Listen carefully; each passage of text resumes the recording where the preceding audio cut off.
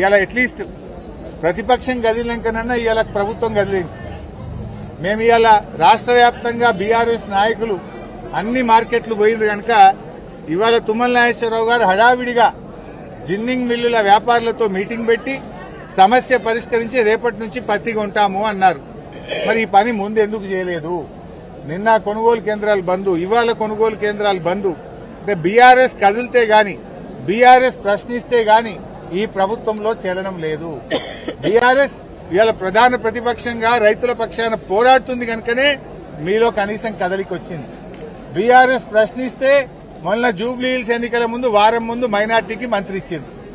BRS కొట్లాటనే ఇచ్చింది కదా, 2 ఏళ్లు ఇయ్యలే కదా. ఇప్పుడు కూడా బీఆర్ఎస్ గట్టిగా బయలుదేరిందంటే జిన్నింగ్ మిల్లులతో చర్చించి రేపటి నుంచి పత్తి కొంటామంటున్నారు. అదొక్కటే కాదు, ఇంకా చాలా ఉన్నాయి.